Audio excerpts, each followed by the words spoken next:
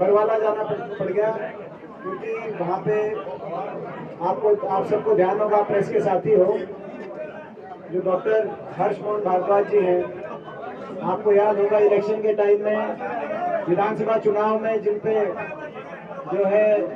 जिन्होंने मुख्यमंत्री जी को भगवान परशुराम जी का फरसा भेंट किया था, और वो फरसा उन्हीं पे चलाने की बात और उनकी गर्दन काटने की बात हुई थी। वो पिछले 25 साल से बीजेपी में बड़े वरिष्ठ पदों पे रहे, तो उन्होंने पूरी टीम ने बीजेपी छोड़ के और बड़ौदा चुनाव में हमें समर्थन में जो इतना ब्राह्मण समाज का और छत्तीस बिरादरी का, पूरे हरियाणा का, पूरे देश का जो अपमान हुआ था, उस अपमान का बदलाव का जो है उन्होंने पूरा समर्थन, जो उसकी वजह से बरवाला जाना पड़ गया। इलेक्शन का टाइम है, इसीलिए हम लेट हो गए।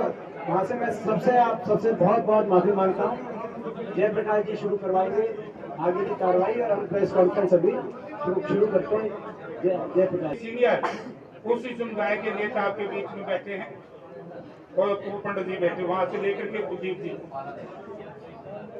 जब युद्ध में उनके देवताओं का आशीर्वाद हो जाए तो वो पार्टी, वो उम्मीदवार कभी जंग नहीं आपको जीतता। तो इसलिए आपके बीच में आए हैं थोड़ा देरी से। और मैं सब साथियों जो पक्ष जो भाई वो भी जरा कल हुड्डा साहब वाली प्रेस कॉन्फ्रेंस इसलिए बढ़िया नहीं आई कि अपने साथी बोलते रहे। आप 20 मिनट के लिए सारे चुप हो जाओ भाई। मैं करता हूँ आपके बीच में इसलिए आए हैं कि इस उपचुनाव को लेकर हमने क्या करना है, किसकी कहाँ ड्यूटी होगी, और हम किसके लिए वोट मांगेंगे, ये सारी बातें तो बताएंगे। मैं निवेदन करूंगा पंडित कुलदीप शर्मा जी से, जो विधायक भी रहे और हरियाणा विधानसभा में स्पीकर भी रहे, क्योंकि हर कार्य दादाओं से आशीर्वाद से शुरू करते हैं तो बहुत बढ़िया रहेगा। कि कुलदीप शर्मा जी आप बताएं कि हमने आगे क्या करना। पहले पीसी तो उसी की जो है जयप्रकाश जी ने शुरुआत। बड़ौदा का चुनाव, ये उपचुनाव हरियाणा की राजनीति को एक ऐतिहासिक मोड़ पर लेकर जाएगा। पिछले 6 साल से भारतीय जनता पार्टी की सरकार है, मनोहर लाल जी का नेतृत्व है, परंतु बड़ौदा की जनता इस 6 साल से पीछे, जब चौधरी भूपेंद्र सिंह हुड्डा जी की सरकार रही 10 साल तक, और उस सरकार में जिस प्रकार से इस क्षेत्र का विकास हुआ उसको याद करती है, चौधरी भूपेंद्र सिंह हुड्डा की नीतियों का समर्थन करती है। आज मुख्यमंत्री और पार्टी अध्यक्ष ओम प्रकाश धनखड़ जी बड़ौदा की कस्में उठा रहे हैं। मैं पूछना चाहता हूं कि आपकी घोषणा थी सबका विकास और समान विकास। पिछले 6 साल में बड़ौदा में विकास की एक भी ईंट इन लोगों ने नहीं लगाई, और आज अचानक ये उपचुनाव हुआ है तो आज बड़ौदा के विकास की बात सरकार और पार्टी दोनों कर रही है। हरियाणा की जनता को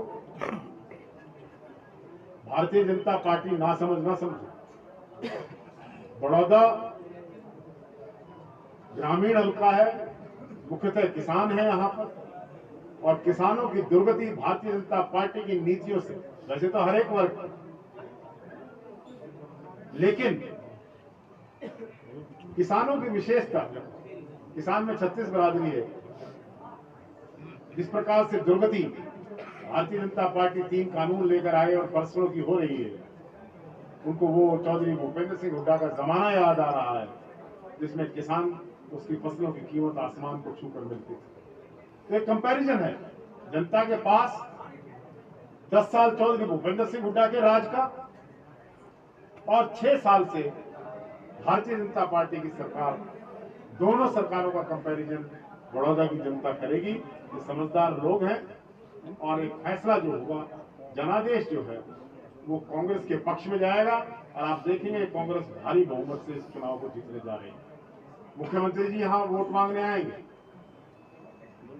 कार्यकर्ता लोगों को पूछने का हक है कि मुख्यमंत्री जी 6 साल आप कहाँ थे। लेकिन मेरा मुख्यमंत्री जी से एक अनुरोध है कि मुख्यमंत्री जी आप जब बड़ौदा में चुनाव के लिए आए वोट मांगने के लिए तो फरसा लेके मत आना, क्योंकि आपके हाथ में फरसा ऐसा है जो कि गर्दन काटू फरसा आप ले रहे हो, उसको वहीं छोड़ के आना जहां पर। ये इस प्रकार के शब्द बोलने वाले मुख्यमंत्री को इस क्षेत्र के अंदर यहाँ की जनता सबक सिखाएगी। भारतीय जनता पार्टी की उल्टी गिनती आज से शुरू, इस चुनाव से शुरू हो जाएगी। इन शब्दों के साथ आपका मजदूर और मंडी विरोधी है। उसके बाद हरियाणा और पंजाब में विशेष रूप से उनका विरोध हुआ और हरियाणा और पंजाब के अंदर ये एकमात्र चुनाव है उस बिलों के बाद। निश्चित रूप से ये उन बिलों के खिलाफ भी होगा और इस सरकार के खिलाफ भी फतवा होगा। हमारे स्वर्गीय विधायक विधानसभा में बोलते थे, बड़ौदा की आवाज उठाते थे, तब इन्होंने कोई काम नहीं किया। तो निश्चित रूप से बड़ौदा के लोग इस चुनाव में जहां इस सरकार के खिलाफ फतवा देंगे, वहां केंद्र की किसान विरोधी सरकार के खिलाफ भी फतवा देंगे। डॉक्टर काजन।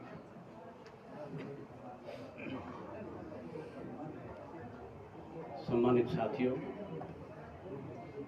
जैसा आप सबको मालूम है, बड़ौदा का उपचुनाव जो है ये मामूली उपचुनाव नहीं है। ये न्याय और अन्याय के बीच में एक धर्म युद्ध होगा और इस धर्म युद्ध में हमारे सिर्फ मुद्दों के ऊपर ये लड़ाई लड़ी जाएगी, विकास के नाम पे लड़ाई लड़ी जाएगी।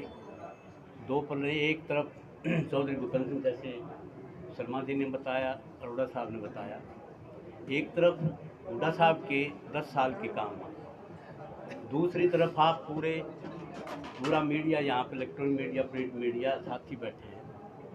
आप देख रहे हो जिस ढंग से मतलब पूरे देश का और प्रदेश का जिस तरह से बर्बादी के कगार पर, जिस तरह से आर्थिक व्यवस्था को तोड़ने तहस नहस करने का काम किया, जिस तरह से आप देख रहे हो सबसे पहले नोटबंदी में देश को उजाड़ दिया, उसके बाद जीएसटी में उजाड़ दिया, उसके बाद लॉकडाउन में उजाड़ दिया, बेरोजगारी की फौज खड़ी हो गई। और जिस तरह से प्रदेश में आप अंदाज़ा नहीं लगा सकते कि अपनी कुर्सी को बचाने के लिए जिस ढंग से जो हज़ारों साल की हमारी संस्कृति थी, हमारा भाईचारा था, गांव में 36 बरादरी बड़े प्यार प्रेम से रहती थी, रिश्तेदार मतलब आपस में सब कुछ था भाई, उस भाईचारे को जिस ढंग से तहस नहस जो करने का काम किया है अपने स्वार्थ के लिए, अपनी कुर्सी बचाने के लिए, अपनी वोट्स को पोलराइजेशन करने के लिए, एक हज़ारों साल की संस्कृति को जो तोड़ने का काम किया है, ये जनता देख रही है। इस हिसाब से आपको पता है जब 10 साल हुड्डा साहब का राज रहा, 2014 में हमने सरकार छोड़ी, उस समय हरियाणा प्रदेश के ऊपर कर्जा था 70,000 करोड़, आज पूरे प्रदेश पर कर्जा है 2 लाख करोड़। जब एक बच्चा पैदा होता है, आपके घर में भी एक बच्चा पैदा होता है, तो वो 80-90 हज़ार रुपये कर्ज लेके पैदा होता है। ये छोटी बातें नहीं होती है, ये मिसमैनेजमेंट की बात है कि सिर्फ लोन का जो ब्याज है, इंटरेस्ट है, उस इंटरेस्ट की अदायगी करने के लिए ही लोन लेना पड़ रहा है। पेंशन और तनख्वाहों के लिए लोन लेना पड़ रहा है। कोई डेवलपमेंट हुई नहीं, कोई विकास का पैसा आया नहीं, कोई मेट्रो आई नहीं, कोई बिजली के कारखाने लगे नहीं। तो जिस ढंग से मतलब आप देख रहे हो कानून व्यवस्था का, हुड्डा साहब के राज में शुरू में बढ़ते ही 35 आदमी इनकाउंटर हुए थे। 10 साल राज फ्रंटियर मेल की तरह से चला था। आज जिस ढंग से चारों तरफ लूट खसूट मची हुई है, कानून व्यवस्था तरमरा गई है, जिस ढंग से भ्रष्टाचार में पूरा प्रदेश भ्रष्टाचार की दलदल में फंसा हुआ है। आप छोटे से दफ्तर से लेकर बड़े दफ्तर तक बगैर रिश्वत के काम नहीं हो रहे हैं।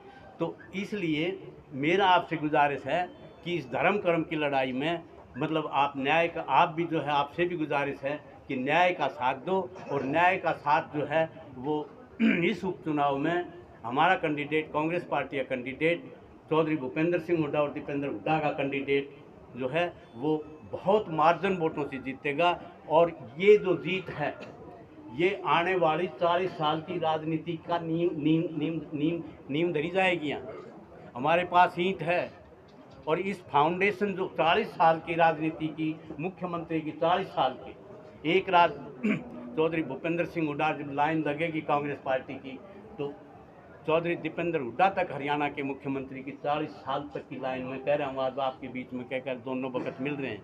40 साल की बड़ौदा के जो लोग हैं ये 40 साल की राजनीति की नींव जो है रखेंगे और उस नींव के ऊपर बड़ौदा की 36 बिरादरी का नाम सोने के अक्षरों में लिखा जाएगा। ये मैं अपनी तरफ से कहना चाहता हूँ। बहुत बहुत धन्यवाद।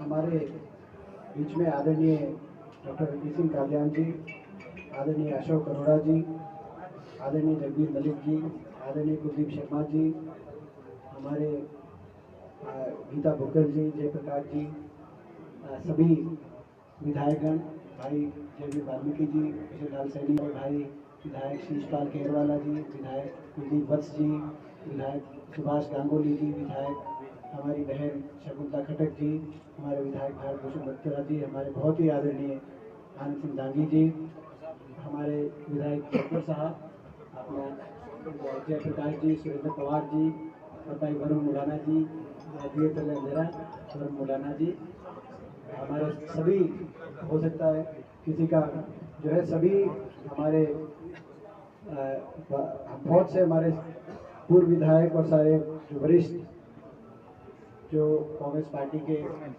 आसपास के पूरे हरियाणा से जो लोग यहाँ पे आए हैं और पत्रकार साथियों, आज बहुत महत्वपूर्ण चुनाव की शुरुआत हुई बड़ौदा विधानसभा क्षेत्र से। उससे पहले मैं एक बार फिर आप सब से, शुरुआत में मैंने एक बात की थी, दोबारा से मैं आप सबसे बहुत माफ़ी मांगता हूँ अपने निजी तरफ से, और बहुत क्षमा याचना करता हूँ, क्योंकि आज एक ऐसी महत्वपूर्ण ज्वाइनिंग हुई, जैसा कि आपको मैंने पहले भी बताया, जो डॉक्टर हर्षमोहन भारद्वाज जी हैं बरवाला से, जिन पे मुख्यमंत्री जी ने अहंकार और घमंड की सीमाएं लांघते हुए जिनको कहा था कि गर्दन तक की बात कही थी, जो बड़ा दुर्भाग्यपूर्ण था। आज उन्होंने 1 साल का धैर्य तोड़ते हुए उन्होंने कहा कि इस धर्म और अधर्म की लड़ाई में, न्याय अन्याय की लड़ाई में वो पूरा कांग्रेस पार्टी को और हुड्डा साहब को साथ देने का उन्होंने निर्णय लिया। बहुत बड़ी सभा बरवाला में आयोजित की गई और हजारों लोगों ने भारतीय जनता पार्टी छोड़कर उस सभा में एक फैसला किया, पंचायती तौर से कुलदीप वत्स जी थे उसमें, पंचायत करके एक फैसला किया गया कि पूरा बरवाला का 36 बिरादरी का समाज बरवाला का वो पूरा बड़ौदा हल्के के अंदर चुनाव के अंदर न्याय और अन्याय की इस लड़ाई में साथ हमारा देगा। उसकी वजह से लेट हो गए। और बरवाला में ही जो गीता जी कह रही थी कि वो भी बरवाला में जो दूसरे उनके विधायक थे उन्होंने जो है चेयरमैन के पद से इस्तीफा दे रखा था। ये प्रदेश के हालात हैं कि इस्तीफा दे रखा था, मतलब चेयरमैन का पद लिया नहीं, क्योंकि इस सरकार से मैं क्या लूँ जो किसान को कुछ दे नहीं सकती, गरीब आदमी को कुछ दे सकती, मैं भी चेयरमैन को, वो सरकारी विधायकों के हाल है। तो खैर, बड़ौदा का चुनाव हम 3-4 मेन मुद्दों पे लड़ेंगे।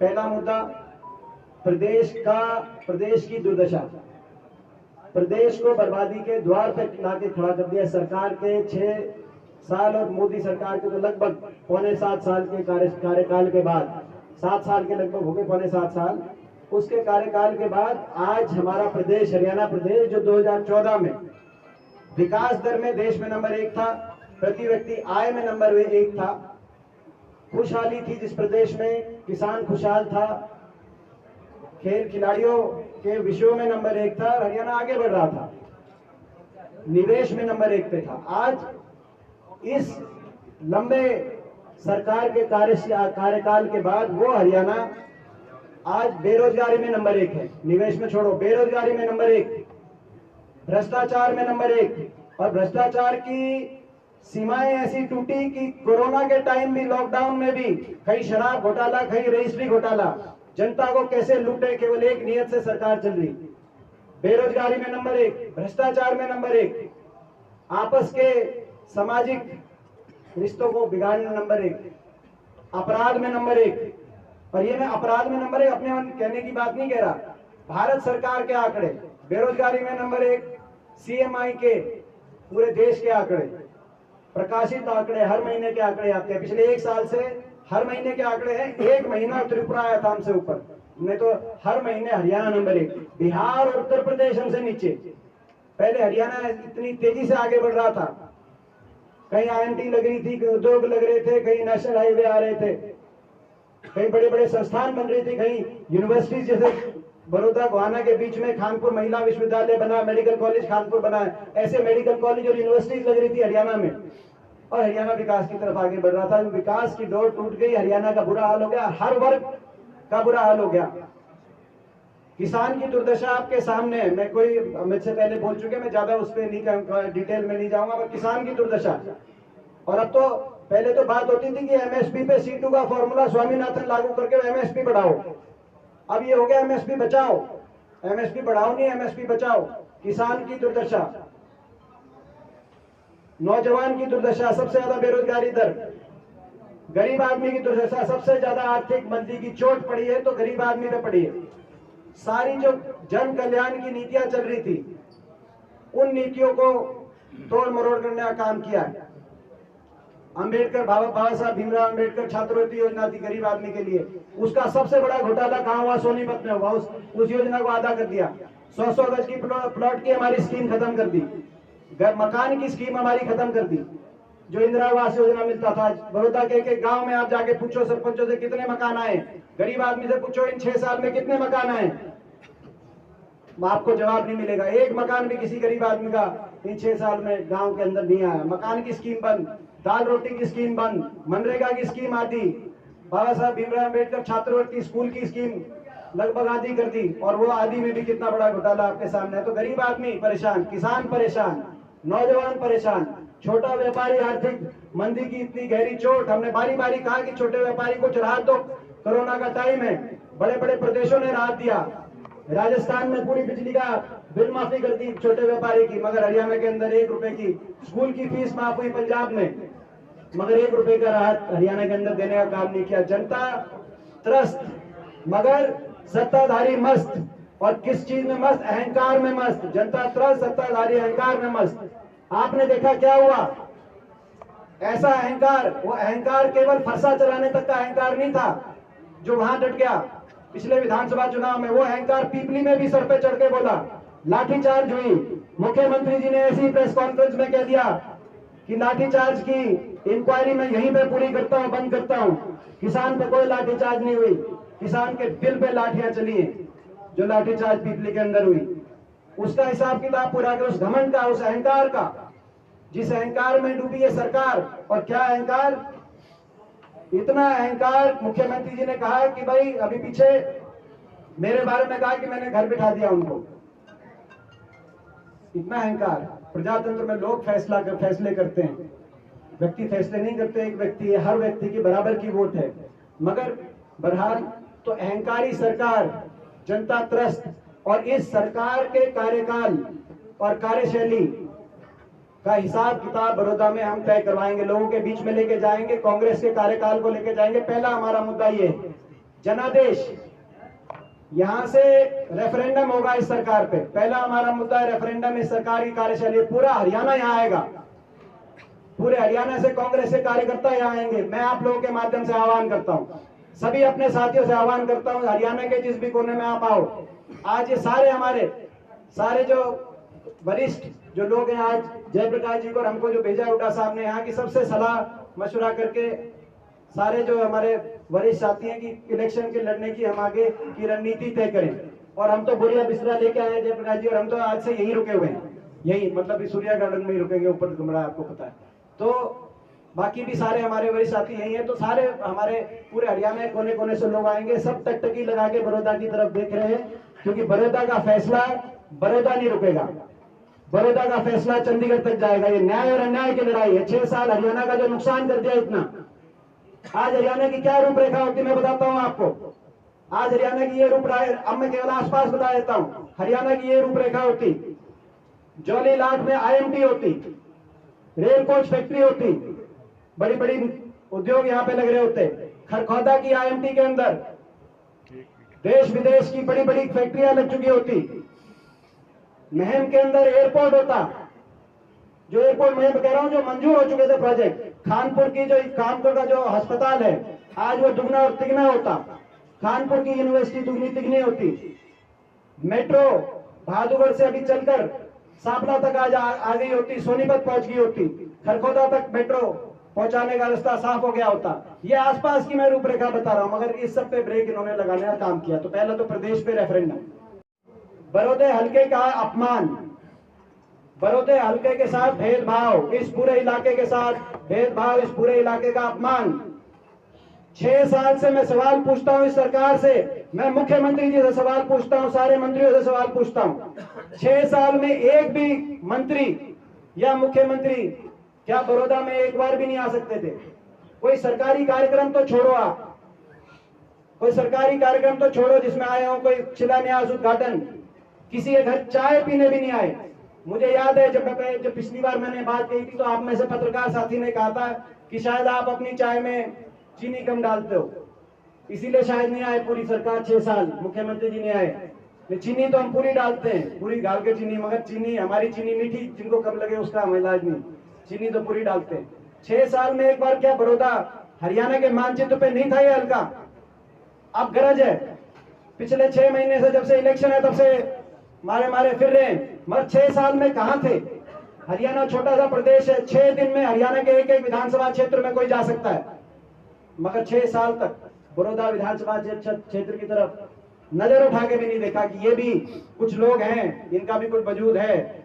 और फिर क्या कहा? घमंड, इतना घमंड। एक मंत्री है, उन्होंने कह दिया कि एक चुनाव से कुछ नहीं होता। पहले तो मुख्यमंत्री जी ने कहा कि भाई खीर खा लो, यही कहा ना भाई। सरकार में क्या कहा था कि भाई सरकार में शामिल हो जाओ और भाई जो है सरकार की खीर खा लो, यही कहा था ना। मैं गलत तो नहीं कह रहा, मैं तो आप लोगों से चेक कर रहा हूँ, खीर खा लो। मैं उसलिए आपसे पूछना चाहता हूँ, खीर यहाँ पे बहुत खा के देखी है, सारे मंत्रियों की खीर खा के देख ली। कुलदीप वत्स बैठे हैं, अभी बीजेपी के प्रदेश अध्यक्ष हैं। धनखड़ साहब वहां मंत्री थे, बादली ने भी खीर खाई।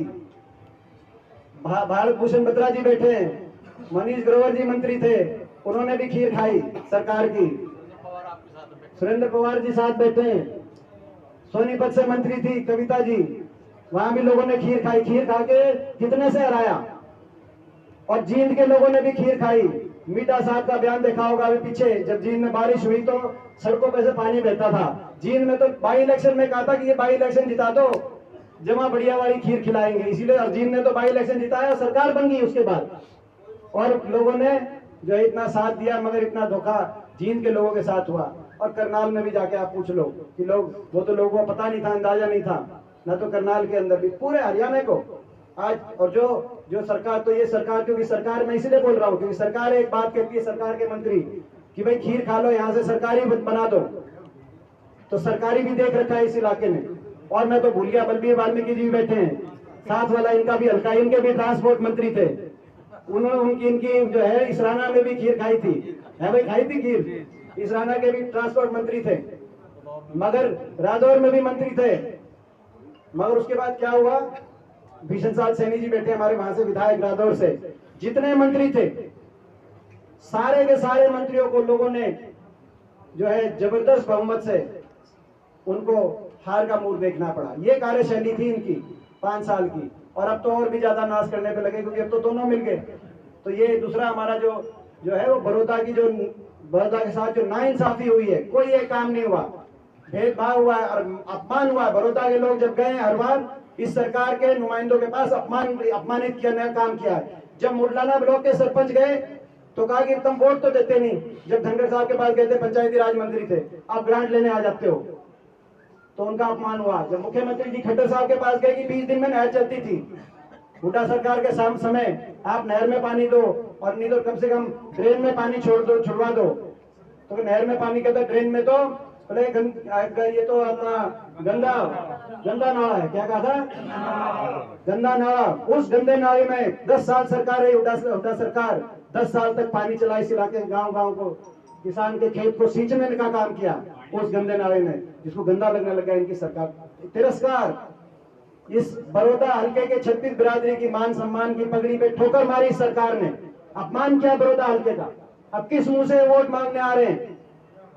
तो दूसरा हमारा पहला मुद्दा प्रदेश सरकार का रेफरेंडम, दूसरा मुद्दा बड़ौदा के अपमान और भेदभाव का जवाब, और तीसरा मुद्दा हरियाणा में राजनीतिक भविष्य की लड़ाई।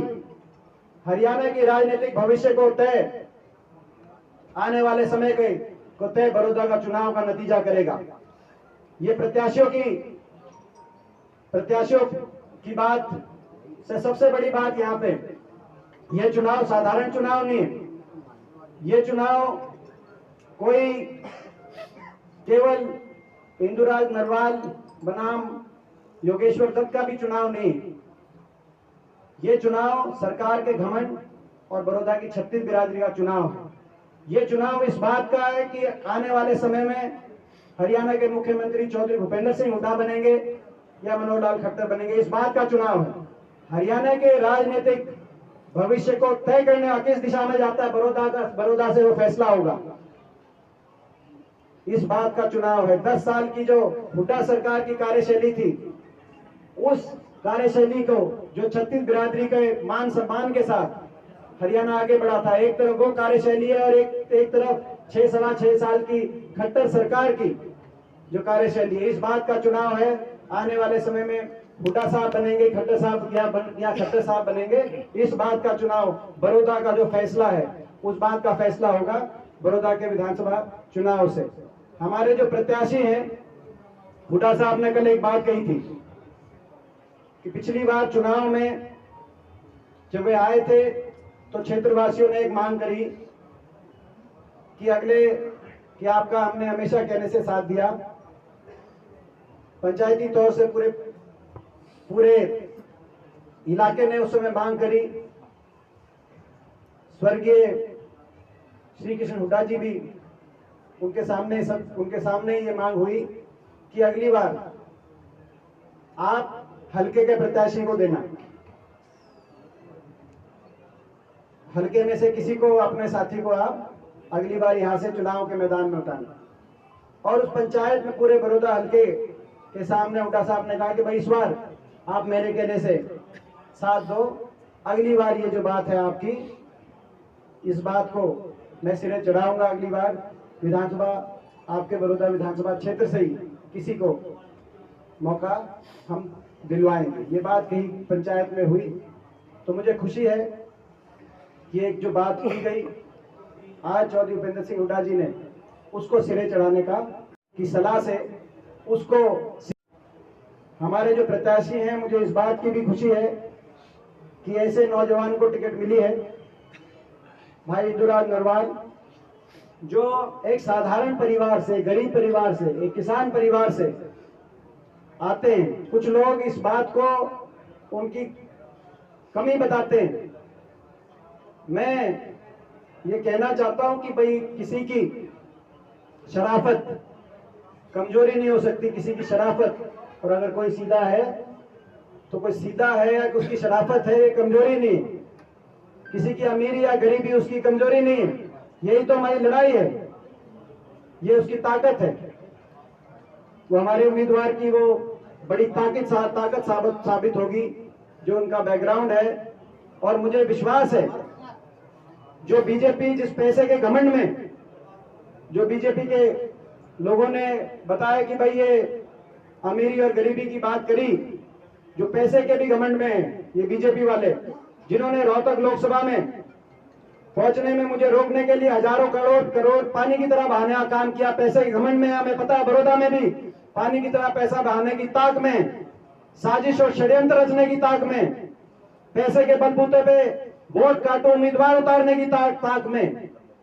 मुझे पूरा विश्वास है कि प्रदेश के लोगों ने देखा है किस तरीके से भारतीय जनता पार्टी साजिश और षड्यंत्र के माध्यम से अपने को सत्ता में बनाए रखने के लिए पिछले कई वर्षों से प्रदेश में काम कर रही है। उस भाजपा के पैसे के घमंड को भी बड़ौदा के एक गांव का, एक गरीब घर का लड़का यहां से बड़ौदा के लोग जिताकर बीजेपी के उस घमंड को तोड़ने का काम करेगी। और केवल वोट नहीं, वोट और नोट से, क्योंकि साधारण परिवार से तो बड़ौदा के हमारे मतदाता वोट और साथी नोट भी देंगे और कोई दूसरा जाएगा तो कूड़ में सोट भी दे रखा है, सोट भी देंगे तो वोट और नोट से और सोट तीनों चीज। तो वोट और नोट से उनका जो है पूरा जो है साथ तो सहयोग करेंगे और पूरी बहुमत से हमारे उम्मीदवार इंदुराज नरवाल यहाँ से जीतेंगे। ऐसा हमें तो हमारा जो मुद्दा है बड़ौदा का विकास का मुद्दा है, प्रदेश के एक सरकार के खिलाफ रेफरेंडम का मुद्दा है, प्रदेश की राजनीति को एक नई दिशा में लेके जाने का और प्रदेश के भविष्य का फैसला कि भविष्य में चंडीगढ़ में। और हमारा मुद्दा किसान और किसान विरोधी सरकार, जो मैंने हर वर्ग की बात करी, खास तौर पे किसान का आंदोलन चल रहा है, मजदूर का आंदोलन चल रहा है, कर्मचारियों का आंदोलन चल रहा है, तो किसान और किसान विरोधी सरकार का भी हिसाब किताब हम तय करेंगे। बाकी कोई आपके दो चार प्रश्न है, दो चार। आपका जो नेता शामिल हुए हैं, आपने बड़ा अच्छे से शुरू में ही बताया कि फर्जी से डरते हुए आपकी पार्टी में, वो पार्टी की नीतियों से प्रभावित होकर पार्टी में, फर्जी से डरते हुए पार्टी में आए? देखिए, दोनों बात एक ही है। आज आप वहां होते तो उनकी सारी बात आप सुनते। जिस पार्टी में अहंकार और घमंड इतना हो कि वो आम व्यक्तियों की, किसान गरीब मजदूर की बात तो छोड़ की बात दूर की बात है, अपने वरिष्ठतम पदाधिकारियों की से इस प्रकार से बात करें, तो मैं समझता हूं उस पार्टी का की नीति ही घमंड है। और दूसरा, प्रदेश में परिवर्तन को लेकर वो शामिल हुए हैं। उन्होंने जो आज घोषणा करी है, उन्होंने कहा है कि उनको ये विश्वास हो गया है कि प्रदेश में परिवर्तन हुड्डा साहब के नेतृत्व में हम लोग ला सकते हैं, तो इसीलिए उन्होंने मुझे आज बुलाया और उन्होंने कहा कि उस परिवर्तन में दीपेंद्र आपके साथ कंधे से कंधा मिला के मैं चलूंगा। प्रदेश में आप परिवर्तन ला सकते हैं आप लोग, और इसीलिए पूरी भारतीय जनता पार्टी की पूरी यूनिट हिसार की आज वहाँ पे शामिल हुई उनके साथ। वन बाय वन किसानों की बात आपने कही, जेपी दलाल ने कहा किसान उन्होंने बोली है किसान की, जहाँ तक हमारे टाइम की और अब की बात है, किसानों के लिए जब हमारी सरकार थी प्रदेश में तो किसान खुशहाल था। बिजली के 1600 करोड़ के बिलों की माफी हुई, इन्होंने 1 रुपया भी माफ किया, बताओ। कोऑपरेटिव का कर्जा माफ हुआ 72,000 करोड़ का, पूरे देश का 2200 करोड़ का, हरियाणा का, इनका 1 रुपया माफ हुआ, बताओ। ब्याज में 853 करोड़ का, इनने कुछ किया हो, बताओ। कोऑपरेटिव का ब्याज दर 12% से घटाकर 0% पे लेके जाने का काम किया। धान 4-5 हजार क्विंटल तक गई। गन्ना पॉपुलर, आप ये सैनी साहब बैठे, मेवा सिंह जी बैठे, इनसे जितना भाव मिला हमारे समय वो बताओ।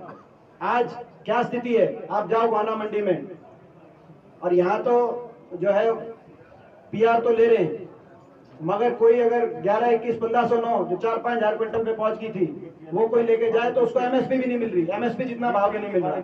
तो किसान के लिए इस सरकार ने किसान को बहुत, और अब तो एमएसपी की लड़ाई बना दी, किसान के अस्तित्व की लड़ाई बना दी, खासतौर पर हरियाणा पंजाब के किसान के अस्तित्व लड़ाई। धनखड़ साहब कह रहे हैं जो 2100 धान का रेट हो उसके लिए अपने जो है कमीज उतार रहे थे, आज वो ये कह रहे हैं कि खरीद व्यवहारिक नहीं है कि सरकार पूरी खरीद करे। आज वो ये कह रहे हैं कि सरकार में तक सरकार खरीद करेगी, ये व्यवहारिक बात नहीं है। आपने देखा होगा उनका बयान। सर, तो जेपी दलाल का बयान आया है, एक मिनट, जेपी दलाल का बयान आया है कि पहले हुड्डा साहब ने शैलजा से बदला लिया था, अब शैलजा ने हुड्डा से बदला लिया, टिकट को लेकर जो इस प्रकार की बात सामने आ रही है। हुड्डा से फैसला लिया गया है। हमारे उम्मीदवार इंदुराज नरवाल हैं, जो हमारे उम्मीदवार हैं, जो आपको उनका पृष्ठभूमि पता है इंदुराज नरवाल जी की। मुझे खुशी है कि कांग्रेस पार्टी ने ऐसे उम्मीदवार को टिकट दिए जो पिछले 15-20 साल से,